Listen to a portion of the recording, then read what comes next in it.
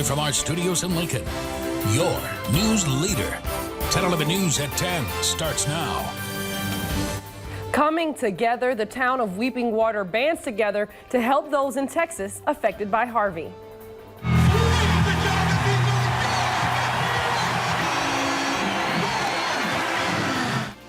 The 2017 Nebraska football season has begun, with Nebraska playing Arkansas State.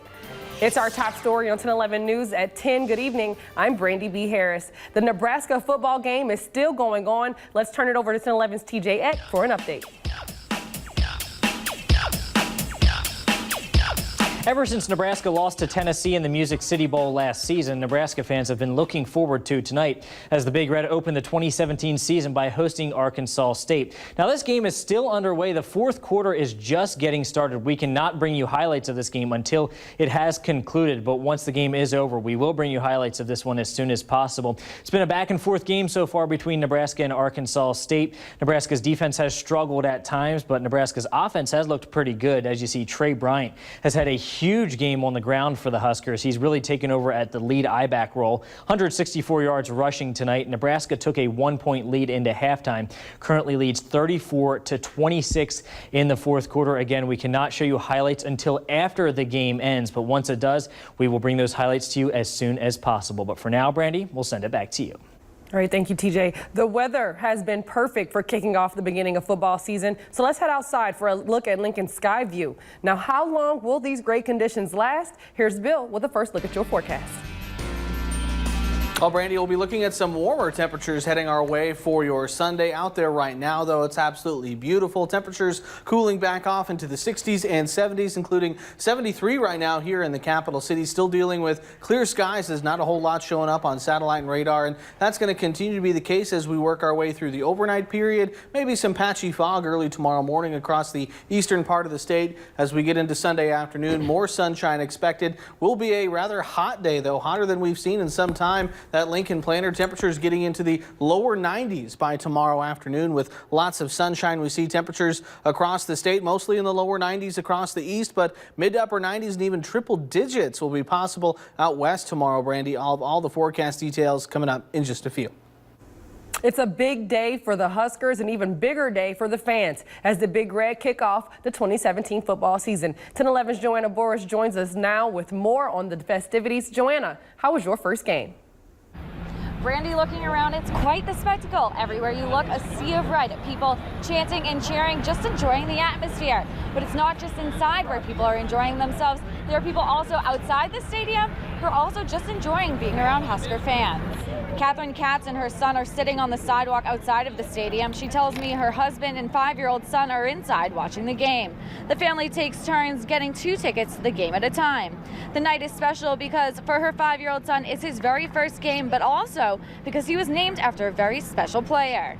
It's really special, this game, especially for my husband, is because Logan is named Logan Brook after Brook Manger, and we just got to go take his picture in front of this, the statue, and he was super excited to be able to go and watch the game.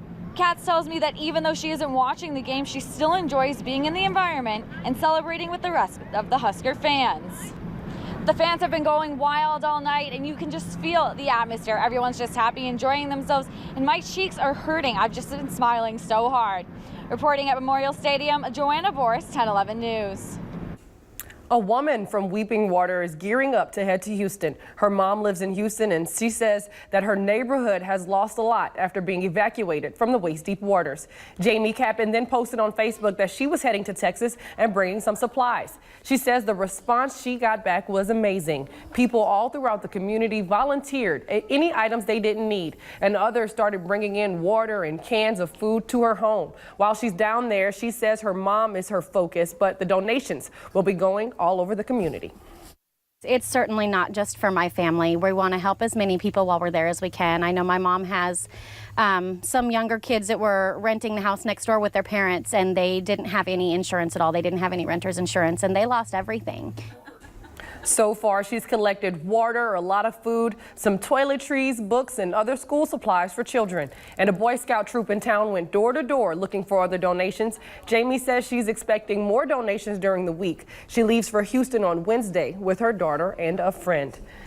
Our sister station in Omaha is reporting another horse has died after being rescued from private property in Seward County. This comes less than a week after 27 malnourished horses arrived at an undisclosed rescue stable. The herd came from wooded land that offered little to eat but weeds. Many of the rescued horses were up to 200 pounds underweight. The carcass of one yearling was found on the property, and another horse died this week. According to the Seward County Sheriff, the county attorney says the horses belong to Eric Rees of Garland, Nebraska, and Rees faces 10 counts of animal cruelty, 2 felonies for the dead horses, and 8 misdemeanors based on the conditions of the other horses. With hundreds of thousands of people just beginning the recovery process, President Trump took time to visit both Texas and Louisiana in the aftermath of Hurricane Harvey. After touching down on Air Force One, President Trump's first stop was NRG Stadium, home of Houston Texans, and now home for as many as 2,000 Hurricane Harvey evacuees. The president spoke with families in an area set up for children and posed for selfies. The president and first lady joined volunteers handing out meals, and he says more help will soon be on the way. Finding a lot of documents now to get money into your... The city of Houston is asking for $75 million just to remove debris. President Trump is asking Congress for nearly $8 billion in federal relief money. Are you ready to see balloons you don't have to pop? Well, it's that time of the year, time for the Old West Balloon Fest. People traveled from all across the state to Mitchell Field for the balloon launch. The balloons came from all over the country, from as far as Texas, Montana, Colorado, and more. 18 hot air balloons from 7 states filled up the western Nebraska skies. Firefighters from all over the country gathered at the state fair today to take part in the Firefighter Combat Challenge. The challenge requires competitors to run up to 6 flights of stairs carrying a 45-pound hose. They then pull up a large weight once they reach the top. Next is the force entry sled, and after that they use another hose to hit a target and then grab a 185-pound dummy. Training for this challenge is a must. I do other things outside, like trying to get my heart rate up, doing HIIT workouts, high intensity, quick interval workouts on a regular basis. But then when I'm at work, I actually train for the event because we have these same things at work. Greg came all the way from New Mexico to compete and hopes to do well enough in his challenge so he can compete at nationals. 20 firefighters are taking part in the competition.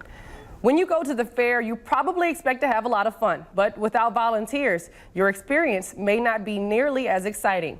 The State Fair Volunteer Program Coordinator says this year there are about 750 volunteers. Volunteers like Jody Fagley drive guests around the fairgrounds, and others show some of the neat exhibits. They want you to volunteer too. Absolutely, anybody can do it. We have jobs for anybody, any age, any variety, anything they like. There's jobs for everyone. Jody is one of the volunteers who works all the days of the state fair. She says she enjoys it because it gives her the chance to meet new people and to hear their life stories. We've still got more to come coming up. With so much focus on Houston's recovery efforts, smaller towns outside the big city are feeling forgotten. That's next.